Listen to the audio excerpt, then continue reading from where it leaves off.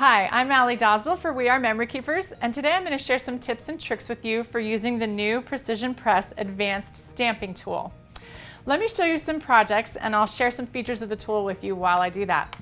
First of all, this tool is great for layered stamping. You can use multiple plates. We actually sell the plate with the base as well as separately, so if you want to do different layers, you don't have to switch stamps out every time. You can use multiple plates. It makes it really easy to do repeated stamping and to do different designs, mirror image stamping, to make backgrounds, because you can rotate this plate around 360 degrees and fit it into that peg system to get accurate stamping every time. Another feature I love is this removable foam pad. So if you like to stamp with a pad, you can have that option. If you don't, you can take it out. Now I'm going to show you how to use this without the base, because you can use that as just an acrylic plate to stamp with.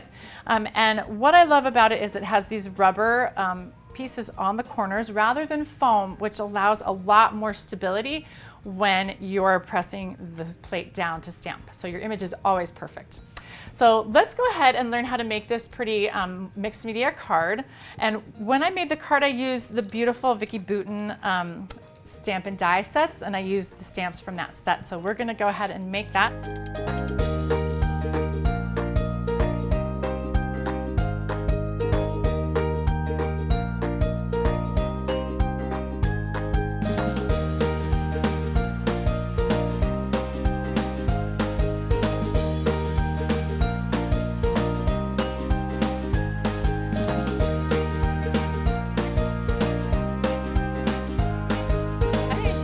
Go. Super easy, simple stamping card that makes it look like you're a pro.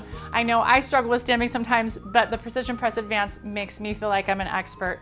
So thanks for joining me. I'm Aly Dosdall for We Are Memory Keepers.